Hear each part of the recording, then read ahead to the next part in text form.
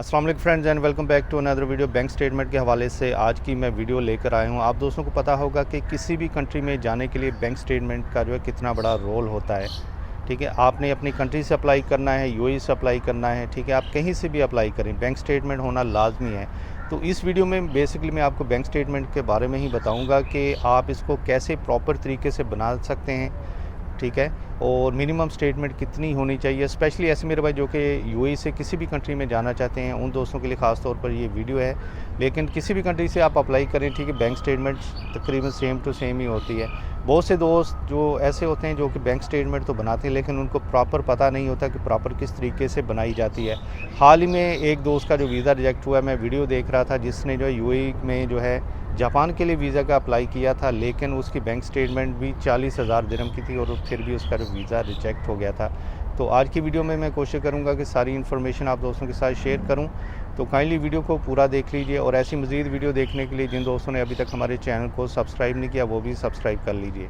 देखें, ऐसे मेरे भाई जो कि यूएई से किसी भी कंट्री के लिए अप्लाई करना चाहते हैं, मिसाल के तौर पर अगर आप जो यूरोप के लिए अप्लाई करना चाहते हैं, ठीक है, तो बेसिकली जो स्टेटमेंट आपने बनानी होती है, ये नहीं होता कि आपने जो है पैसे पकड़े और अपने अकाउंट में डिपॉजिट कर लिए, इस तरीके से स्टेटमेंट नहीं बनती।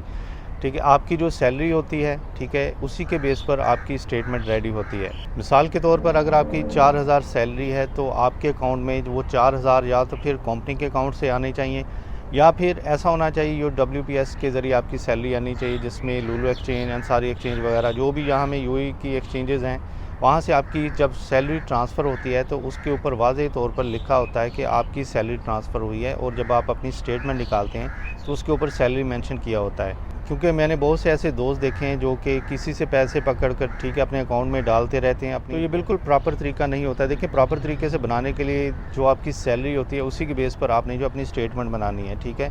जैसे आपके अकाउंट में फर्स्ट सैलरी आती है, जब 4,000 सपोज करें आपके अकाउंट में आ जाता है, तो उसमें एटलीस्ट जो आपका ज़ाहिर सी बात है एक मंथ में 1,000 तक तो खर्चा आ ही जाएगा, ठीक है। आपने जो मंथली वाइज वो 3,000 के हिसाब से जो है सेव करते जाना है। मिसाल के तौर पर 6 मंथ तक आपने जो 3,000 सेव किया तो 18,000 दिरहम हो जाएगा। तो बेसिकली वो स्टेटमेंट होती है, आपने इसी तरीके से फॉलो करना है। और एंड ऑफ द डे जब आपने जो किसी भी कंट्री के लिए अप्लाई करना है तो उसके लिए जो क्लोजिंग बैलेंस होता है ना, वो बहुत ज़्यादा इंपॉर्टेंट होता है, ठीक है। तो आपने कोशिश करनी है, यूरोप के लिए अगर अप्लाई करना है तो एटलीस्ट 20,000 दिरहम तो आपके अकाउंट में मस्ट होने चाहिए जो क्लोजिंग बैलेंस होता है। उससे ऊपर जितने ज़्यादा होंगे उसका आपको जो है ज़्यादा बेनिफिट मिलेगा। और इसमें अगर आपकी जो है 5,000 सैलरी होगी तो वो काफ़ी हद तक आपको जो है बेनिफिट दे सकता है। और इसमें वीज़े की जो कैटेगरी होती है उसका भी काफ़ी रोल होता है। मिसाल के तौर पर अगर आपके वीज़े की कैटेगरी थोड़ी सी लो है तो आपको जो है उसका कम बेनिफिट होगा। एटलीस्ट अगर आपका मैनेजर लेवल का वीज़ा है तो उसमें एक तो ये होता है कि आपकी पोजीशन हाई होती है और आपको जो है वीज़ा लगने के चांसेस जो है बहुत ज़्यादा बढ़ जाते हैं। तो ये कुछ चीज़ें हैं जो मैं समझता था कि आप दोस्तों को बतानी चाहिए जो भाई भी किसी भी कंट्री में अप्लाई करते हैं। अगर आप, ठीक है, पाकिस्तान में, इंडिया में, उसमें भी आपकी जो सैलरी के बेस पर आपकी स्टेटमेंट बनेगी, ठीक है। ये नहीं कि आपने किसी से पैसे पकड़े और अपने अकाउंट में डिपॉजिट कर लिए, तो ऐसा बिल्कुल नहीं आपने करना। क्योंकि जो स्टेटमेंट होती है उसमें सारी चीज़ें मेंशन होती हैं कि ये पैसे कहाँ से आए, आपने डिपॉजिट किए या किसी के अकाउंट से ट्रांसफ़र हुए हैं, वो सारी चीज़ें उधर शो हो जाती हैं। तो आपने अपनी सैलरी के बेस पर ही अपनी स्टेटमेंट बनानी है। जितनी ज़्यादा सैलरी होगी उतना ज़्यादा आपको बेनिफिट होगा, उतने ज़्यादा आपके चांसेस होंगे, ठीक है, वीज़ा लगने के। तो आपने ये चीज़ें अपने माइंड में लाजमी रखनी है। तो ये शॉर्ट सी वीडियो मैंने इसलिए बनाई थी कि आप दोस्तों को थोड़ा सा मैं गाइड कर सकूं, जो भाई भी इंटरेस्टेड हैं किसी भी कंट्री में जाने के लिए। तो अगर वो अपनी स्टेटमेंट बनाना चाहते हैं तो इस तरीके को आपने मस्ट फॉलो करना है, ठीक है। आपके अकाउंट में डायरेक्ट या तो आपकी कंपनी के अकाउंट से पैसे आए या फिर WPS के थ्रू अगर आपके अकाउंट में आते हैं तो वो सबसे अच्छी बात है। तो अदरवाइज़ अगर आप जो दूसरा तरीका अपनाएंगे तो उसमें आपकी जो ओरिजिनल बैंक स्टेटमेंट नहीं बनेगी। जो पहले मैंने बताया कि एक दोस्त का जो वीज़ा रिजेक्ट हुआ था जापान का, उसकी भी यही रीज़न थी कि उसकी प्रॉपर स्टेटमेंट नहीं थी। जो उसके अकाउंट में 40,000 दिरहम थे, ठीक है, उसकी सैलरी बेस पर नहीं बने थे। तो अगर सैलरी बेस पर वो स्टेटमेंट होती तो उसका वीज़ा रिजेक्ट ना होता।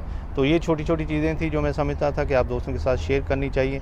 तो इस हवाले से फिर भी कोई चीज़ मिस हो गई हो, आप कॉमेंट सेक्शन में मैसेज करके ज़रूर बताएं।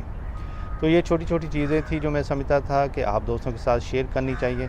तो फिर भी मैंने कोई चीज़ मिस कर दी हो, इससे रिलेटेड कोई भी क्वेश्चन हो तो आप जो है कमेंट सेक्शन में मैसेज करके ज़रूर बताइए, या फिर इंस्टाग्राम की आईडी आपको डिस्क्रिप्शन में मिल जाएगी, उसको फॉलो करके आप जो हमें पर्सनली मैसेज करना चाहते हैं तो कर सकते हैं। तो होपफुली फ्रेंड ये वीडियो आप दोस्तों को अच्छी लगी होगी। वीडियो अच्छी लगी तो लाजमी लाइक कर दीजिए, और ऐसी वीडियो देखने के लिए जिन दोस्तों ने अभी तक चैनल को सब्सक्राइब नहीं किया वो भी सब्सक्राइब कर दीजिए।